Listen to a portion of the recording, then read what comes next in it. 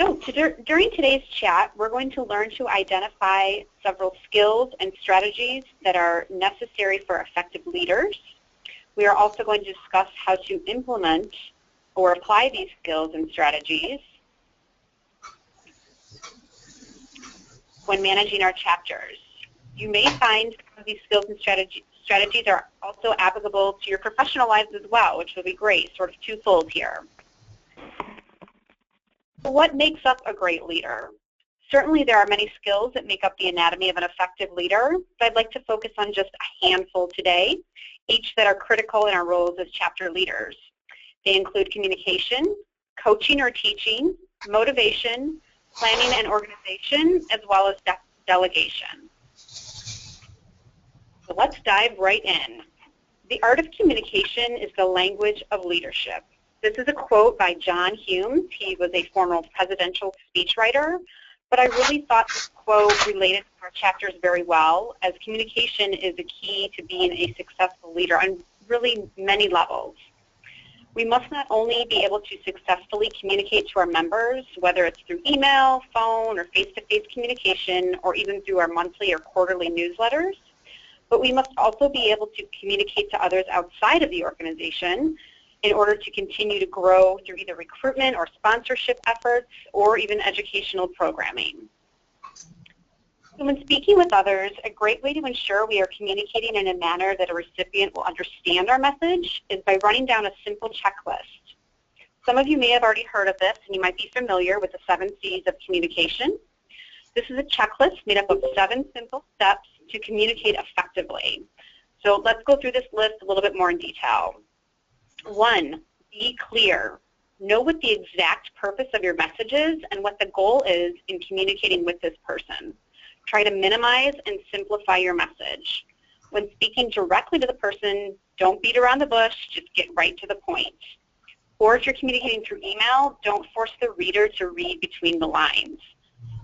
2, be concise. Stick to the point and keep it short. Try to avoid unnecessary filler words like just, actually, or definitely. If you stay on point, we won't be as likely to repeat ourselves or have any other need to elaborate further. 3, be concrete. Back up your communication with details or facts, but at the same time, stick to the subject at hand. This one sort of has a fine line here, but you don't want to get too off subject, but you of course want to provide backup to what you're speaking about. Number 4, be correct. We want to be sure whatever it is we're communicating that it's truthful and we can speak knowledgeably about the topic.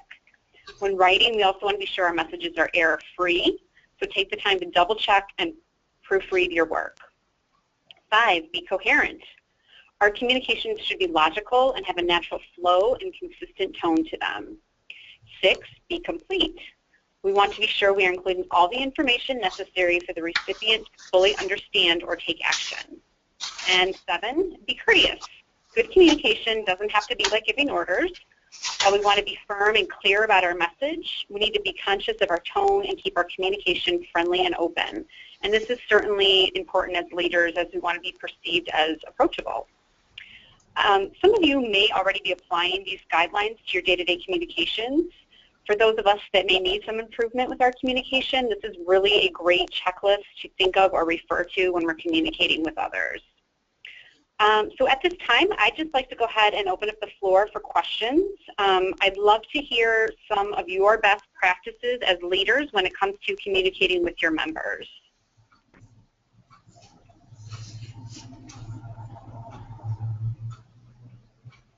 This is Sean Williams from Kansas.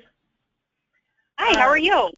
I'm good. How are you? I Good. just actually had our kickoff meeting yesterday for the year, and we went over a couple of different things, and I was asking the staff how they felt about our relationship as far as my leadership and their staff, and they were appreciative of the fact that I'm clear on what I expect and the fact that I listen, even though that's not a C.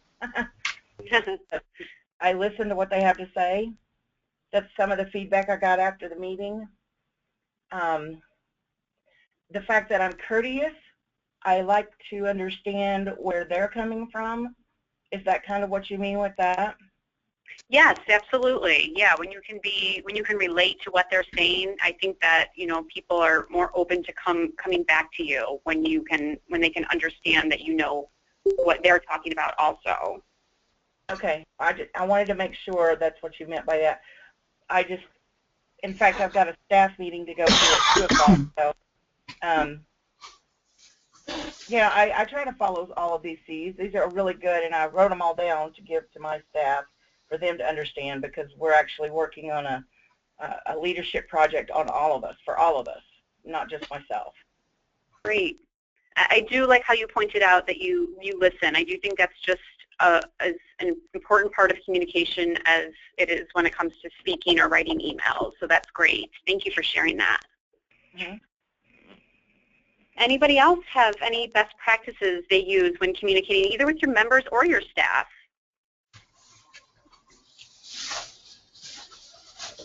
No? Okay, and just a reminder, feel free to use the chat function. You can remain anonymous this way. We certainly don't have to announce your name if you prefer. And speaking of communications, these chapter chats are really a great platform for our leaders to share our ideas and communicate with one another. So don't ever be hesitant or afraid to share your ideas. There are no right or wrong ideas when it comes to chapter chats.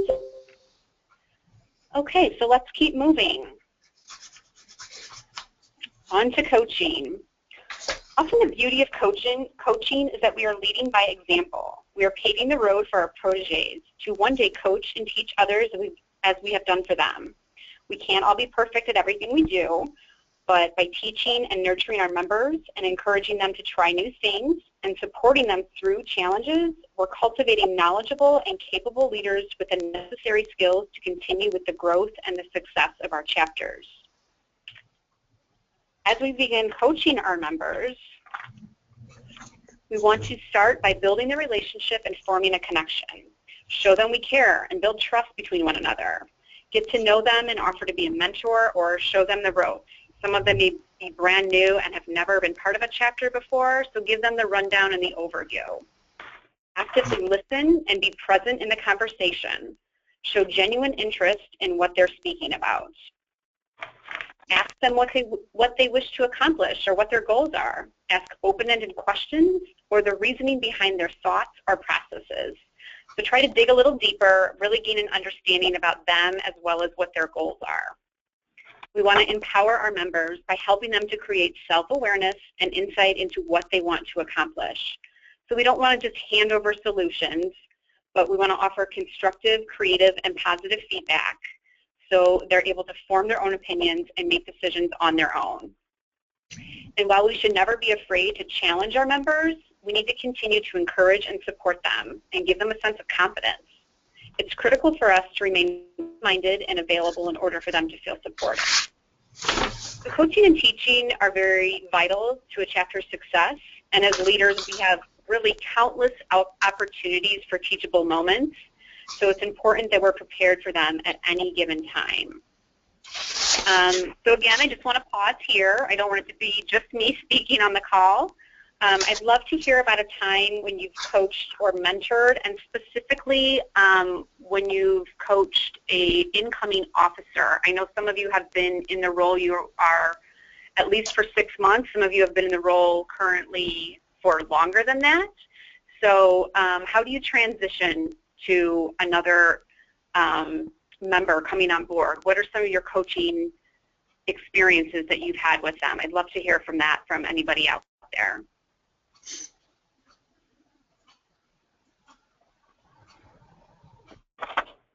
Anybody like to share how they prepare an incoming officer?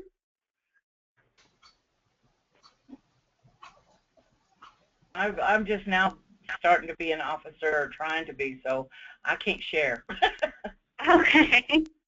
Was anybody able to mentor you through that process, or is going to planning to mentor? No. Okay. No.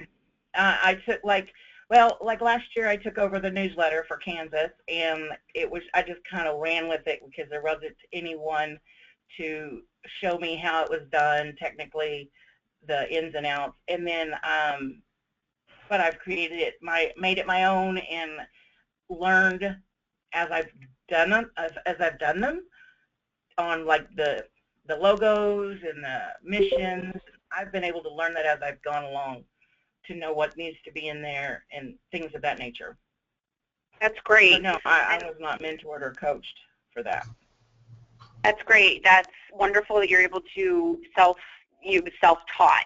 And you know, hopefully that gives you pause to think about that the next person taking over the newsletter, that you'll be able to give them some helpful advice also and coach them through that process. Right. Great. Thank you for sharing.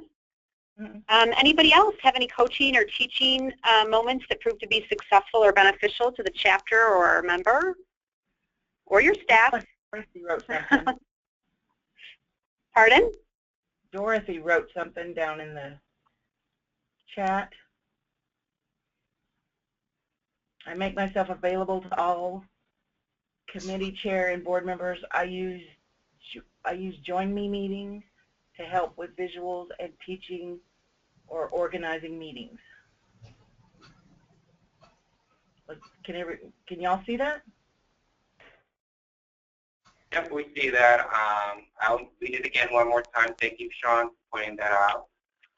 From Dorothy Rademacher, I make myself available to all committee chair and board members. I use Join Me meetings to help with visuals and teaching or organizing meetings. Thank you, Dorothy, for that information. Any other seasoned volunteers that would like to share their experiences?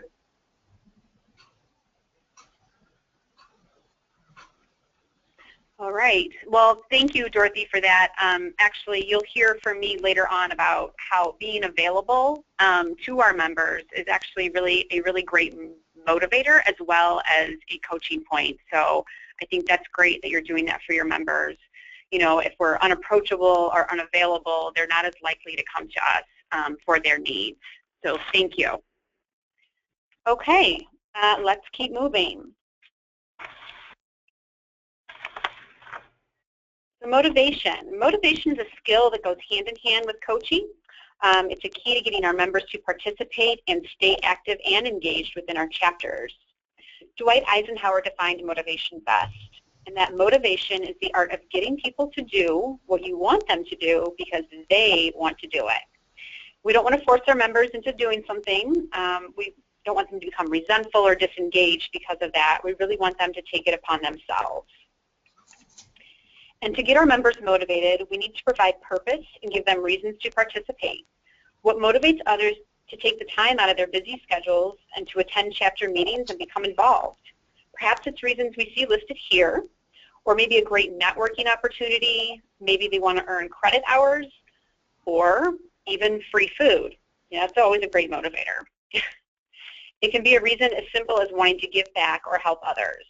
Whatever the reasons are, list the benefits of opting to volunteer and make sure that they are aware of those benefits. That will hopefully motivate them to become involved and stay engaged. Again, I just want to pause here shortly and ask some of the reasons or benefits that you offer as your chapter. How have you gotten people to participate? What are some of the benefits that you find within your own specific chapters? Am I going to be the only one talking? I hope not. Well, what I do when I go to district or state meetings is, now that I've actually been on the leadership committee with ANFP and worked with Sharon Vermeer, what I actually have learned from that and what I do is now I go around and the people I'm getting to know, I ask them, what's your goal? What is a goal that you're looking for with your career as a CDM? And, you know, they give me a little feedback, and I'm like, okay, well, let's try something. If you want to, have you thought about volunteering, you know, for any of the committees or the board or anything like that? And they're like, well, no, I'm too scared. So I start them out, okay, well, will you help me pass out papers? Will you help me greet people? Will you help me with whatever? And that's what I've done myself, helping our board as the newsletter editor. You know, I'm there as communication. So I'm trying to communicate with the new people on how to get themselves involved in baby steps. Sure. No, that's great. You know, volunteering does take a little bit of courage. It's walking into something you may not necessarily know how to do. So easing them into that is wonderful. And they can really pick and choose what they want to do, and especially if leaders are open to that. So that's wonderful. Thank you for sharing. Sean, this is Jay. That is a great approach that you're taking. You know, volunteering could be a little bit of an overwhelming task for an individual that has not done it before. But taking the approach of having just little small tasks and get them acclimated and get their feet wet of what they can do and see the benefit and the value that they can bring with just having small little minor projects. You know, getting them familiar in volunteering, and then they can later on grow in that role. And eventually help their career moving forward in terms of the professional development. So very kudos to you for doing that. That's a very great approach of getting people acclimated and volunteering. Right. It gives them a sense of purpose. You know, I think that's important for volunteers also, that they have a sense of purpose. So maybe we could hear from some of the people that are on the phone now listening in that are volunteers. Like, what are the reasons that you volunteer? Maybe, you know, putting into perspective of you volunteering and seeing where other individuals at the chapter level are volunteering. Do you want to share the reasons why you are volunteering? This is Dorothy from Minnesota, and I'm volunteering to stay connected with my professional family. And then as far as, you know, when someone's scared or doesn't think they can do something, being there as a constant mentor for them. One of the programs that we developed is our Gmail account, and everything comes out of our Gmail account to our members. After the fall conference, we have a retired member that was wanting to stay involved but didn't just know how. And, you know, it's hard to justify coming to conferences and things if you're not involved in some way. So she has agreed to take over the role of being the person that sends out the emails. So it's just a little thing she can do from home, but she's connected to all of us. And those are the people that have time nowadays. That's great. Yeah, absolutely. Again, giving them purpose and a sense of belonging and being part of a community, that's key for volunteers. Thank you for sharing that. Yeah, and you made a great point, Dorothy. Just because someone is retiring doesn't mean that they're completely sunset themselves from the profession. There's still ways that they could be involved in mentoring others and being involved in bringing purpose to the industry, even though they may be retired at that point in time. They can still bring a lot of value.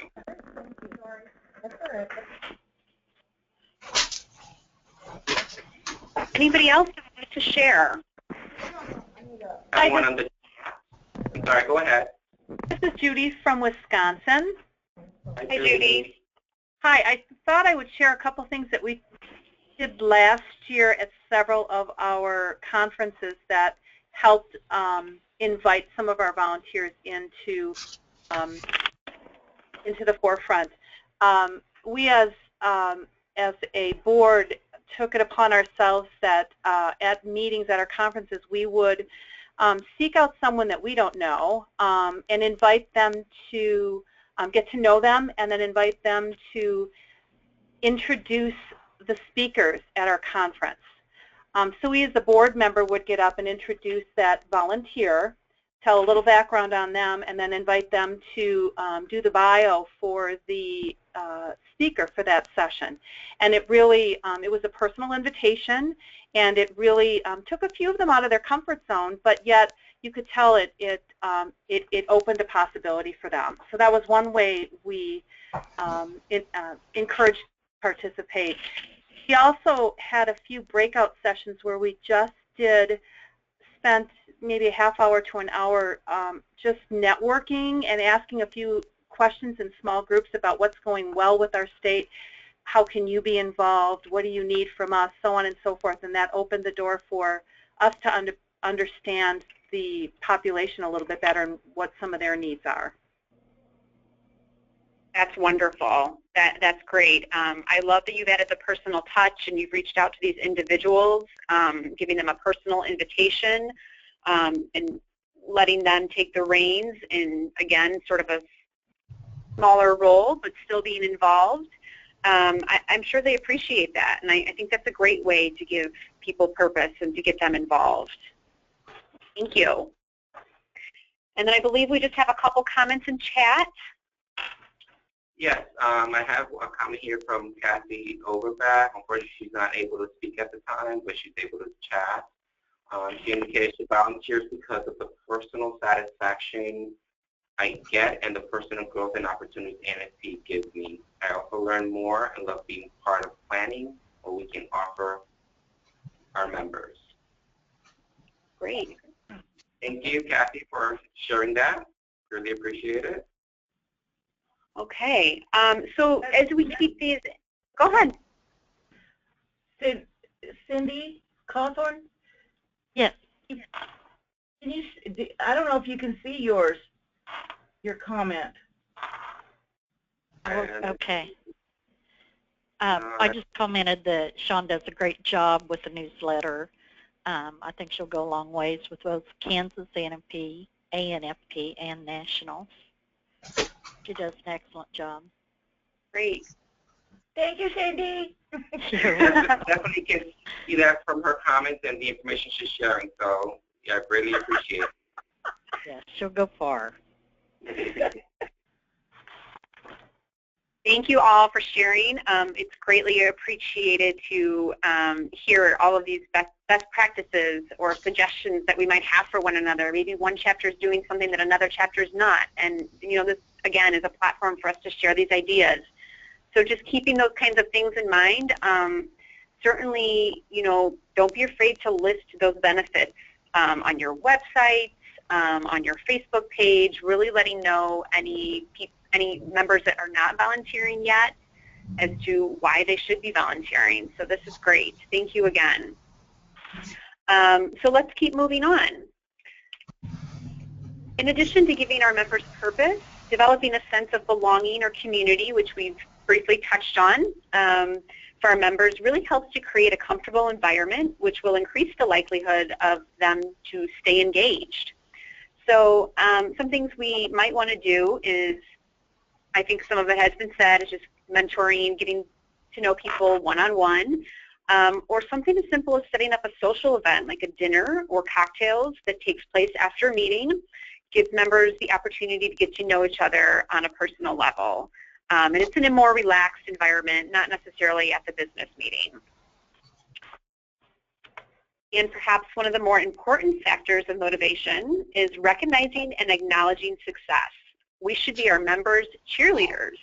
We should incentivize and recognize them for their contributions and hard work. And it doesn't necessarily have to be a grand gesture. It can really be something as simple as highlighting their good work on the chapter's website or a social media account. You'll see here that we've listed the brag tag, and this is really a way to call out an individual member. So those of you that are familiar with Facebook, you would tag somebody in a post, calling out what they've specifically done, saying thank you, giving them a compliment. Or if you are not familiar with Facebook or Twitter, certainly write a little blurb in your newsletter, again, calling them out, thanking them for what they've done and what they've achieved and how they've contributed to the chapter. Some things I've actually seen done within professional chapters that I've been a part of is giving standing ovations. It might seem like something silly, but it would really stick with that person. I think it really make them feel good. And of course, wanting to say thank you. You know, a simple thank you note, a simple shaking of the hand, thank you for all of your hard work, keep up the good work, that sort of thing really can go a long way, as well as complimenting and giving credit for their work. Positive reinforcement like this really helps to build confidence, and it motivates volunteers to keep going and really can encourage others to want to succeed as well. So as you're recognizing your members, be sure to give solid examples of how their participation has made a difference. I think this may help to motivate others when they know that they can also make an impact. What are some of the ways that you recognize your members? Is it, throwing a party at the end of the year? Are you giving away little tchotchkes or gift cards? I'd love to hear some of the ways that our chapters are recognizing our members for their hard work. Kansas gives CDM of the Year award. Things like that. Great. Yeah, I'm familiarizing myself with many of the chapters, and I know they do awards throughout the year, so I think that's a fantastic way to motivate and recognize our members. Minnesota a year ago started giving awards for years of membership. So they may be just that quiet little person, but they've been there for 30 years and, called up award luncheon at the fall conference and thanked for their membership. Sure. I like that idea. That's great. Great. Not everybody is going to be a superstar, but we still want to recognize those that are working hard behind the scenes or maybe are going unnoticed. That's really a nice way to recognize those members. Anybody else? All right. Well, great. Thank you again for opening up and sharing. We'll keep moving on here. While we coach and motivate our members, it's also imperative that we're planning for their future. Planning is everything and should be thought of as the blueprint for our chapter's future. Without planning, our ideas and needs for our chapters may never come to fruition. There are many stages to planning, including goal setting. Setting goals gives our chapter direction and stops us from spinning our wheels. When we set goals, we have clarity as to what we want to accomplish and by when and why. In setting goals, we first need to brainstorm as a group to determine the goals we want to achieve as a chapter. Then we want to narrow down these ideas as to what we believe is the most pressing need of the chapter. Maybe it's recruiting members, maybe it's increasing scholarship funds, or maybe providing more education at the meetings. So whatever the goals are, we want to determine the objectives, as the objectives allow us to measure our success. What do we want the end result to look like? If we're planning for recruitment, how many new members are we shooting for? 5, 25, 50, 100? If we're striving to increase scholarship funds, that's great, but by how much? So it's important that we have those objectives and those specifics listed so we have something that's attainable. Next, we want to create a plan of action based on a timeline as to what should be completed and by when. We also want to determine who will do what, and then as we move along, we want to continue to evaluate our progress. There may be times when we may need to redirect, we may need to extend the deadline, we may need to find other resources, and it's important that we keep tabs on that. So again, I want to reach out to our leaders here on the call. I'd love to hear about some of the goals that you have in place either now or for future years, so they can be short or long-term goals.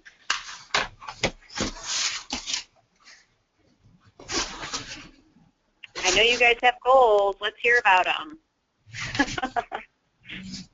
Even if they're small, even if you think that they're not the most grand of goals, I'd love to hear a couple.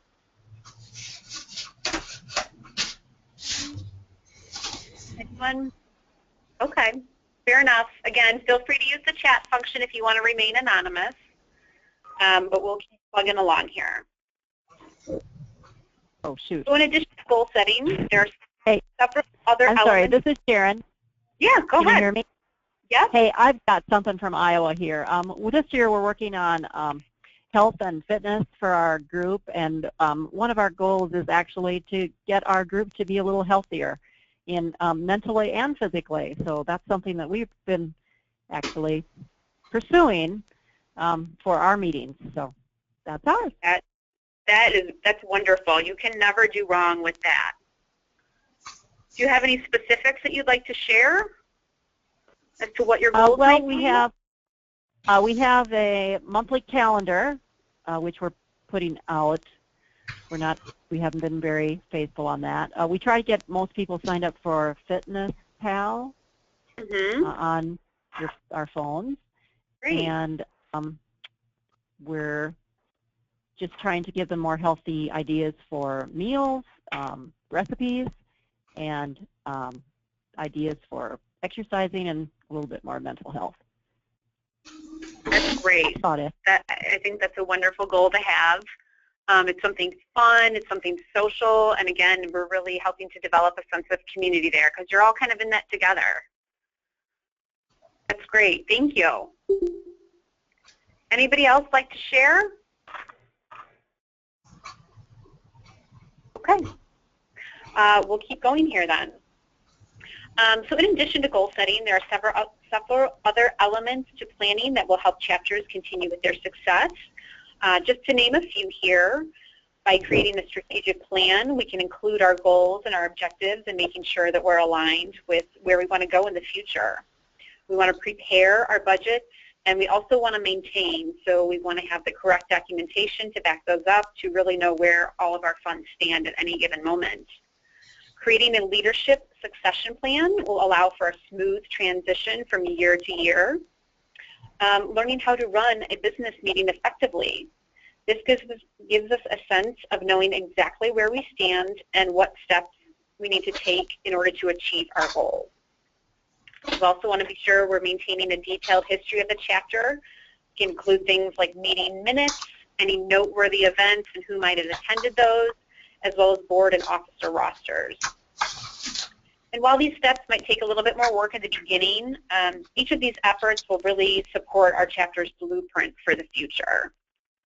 And I just want to mention quickly that a lot of these planning methods can be found on the ANFP Connect under Volunteer 101 under the Board Governance section. So if you're not familiar with these resources or the how-tos in this section, I would strongly encourage each of you to check it out when you have a minute, as there are a number of great tools directly related to chapter management. And additionally, the online course for meeting planning, which we didn't really go into today, is also available to volunteer leaders, and that's in the marketplace, and that is available at a discounted price. All right, so we're going to pause here again. I just want to ask the best practices related to planning that you might be able to share. Anybody have anything else they'd like to add? I know we went through quite a few of them, but there are a lot of planning elements that are out there that can really help to have a chapter succeed. Anybody? This is Dorothy from Minnesota. The strategic plan doesn't have to be real hard or take a lot of time. What I've done in Minnesota for the last 3 years is create some basic questions in SurveyMonkey, and so they take a few minutes to complete it from their desk, and then the information is compiled, so when we get to a meeting from that, they can establish the goals. The entire board can establish the goals. That's great. And really, strategic plans are great for long-term planning. So when we are transitioning from officer to officer, we're making sure that nothing is falling through the cracks when we have a strategic plan in place. That's wonderful. Thank you. Anybody else have a best practice that they'd like to share that's related to planning?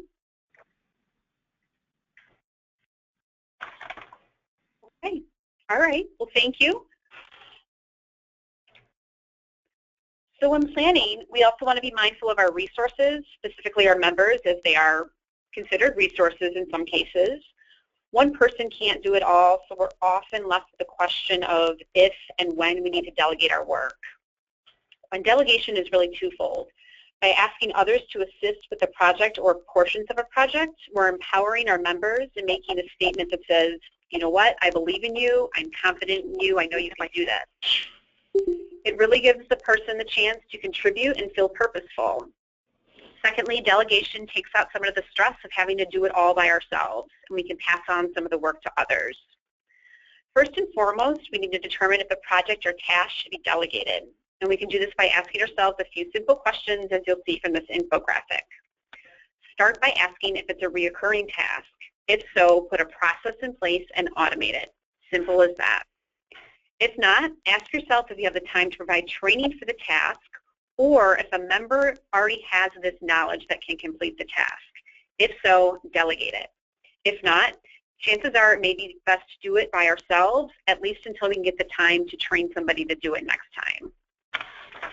So when you've decided what can be delegated, just keep a few things in mind. You want to determine who is best suited for the project, which actually can present another opportunity for us to get to know our members and become familiar with their strengths and weaknesses, and it'll help us determine who's the right fit for the task, especially if it's a task or project where we don't have a lot of time to train someone.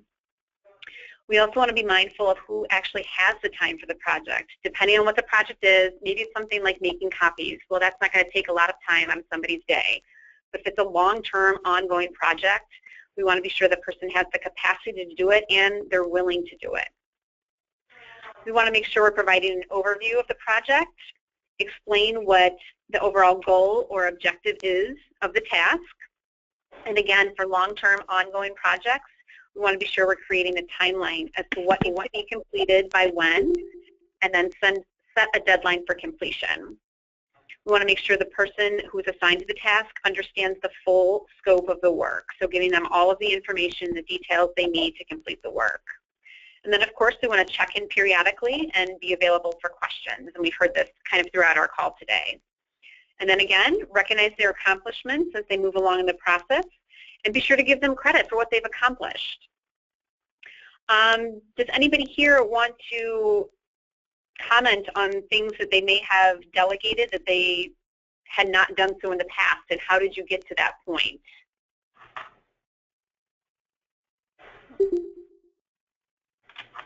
Anyone? No? This is Dorothy again, and when it came to our fall conference, I had asked staff to give me the template for how they organize and delegate, and so I simply took that for our fall conference and then asked board and members to fill in the spots where someone was needed. Great. And were people receptive to that and jumped up to volunteer? Very receptive. In fact, the hotel that hosts us asked if we could put a column in there for what they need to do, and then they'll go right down our lists to help them and their staff. Oh, that's wonderful. That is a great best practice. Something for all of us to be mindful of. Okay, anybody else have something they'd like to add? Okay. And while these are only just a handful of suggestions for effective leadership skills and strategies, we hope you found them informative and helpful, and more importantly, that you'll be able to put them to use when you're managing your own chapters. I have a comment on the chapter chat. Indicate we have tried to delegate different members to help with items. The members aren't following through very often. I think we must be doing something off because our volunteering is going down. I would like to talk individuals about potential IND to someone about this.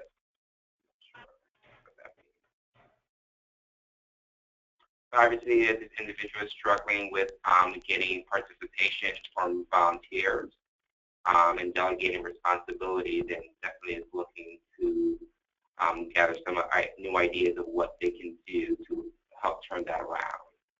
So if anyone has any ideas that can help this individual, that would be great to share with that individual.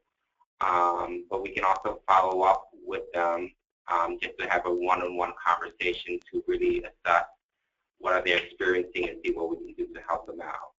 But if anyone on the call has any ideas to help this individual at their chapter level, it would be greatly beneficial. Anything anyone want to share? Hey, Kathy, this is Sharon from Iowa again. Just a thought. Sometimes it's kind of like babysitting. You can give them the duty, but then it's still you that has to follow up a couple of times and just say, hey, I was just thinking about you, wondering how you're doing. You know, are you having trouble with that or anything? just so that you follow up a couple of times until they like get it. And sometimes Sure. that helps. Right. Yeah, that's a teachable moment there, but that's sometimes it's necessary. You know, not everybody's going to be a go-getter, but I think as long as we're checking in with them and making sure they have everything they need, they can be successful. That's great. Anybody else? Questions, comments, other best practices you'd like to share? No. Okay. So last but not least, we just want to remind everyone of upcoming lines, chapter bylaws, affiliate agreements, and the State Achievement Award Part 2, as well as the call for volunteers for the ANFP and CBDM board are due this Friday, January 15th, as well as any nominations for the regional awards for the Nashville meeting. And finally, just really want to say thank you all for taking the time out of your busy days to join us and to participate for today's call. We hope you'll join us again during next month's Chapter Chat on February 16th. We'll be discussing education and the Expo. This will feature Chris Raymer, the ANFP Expo Chair. Thank you, everybody, again, and have a wonderful day. Bye-bye.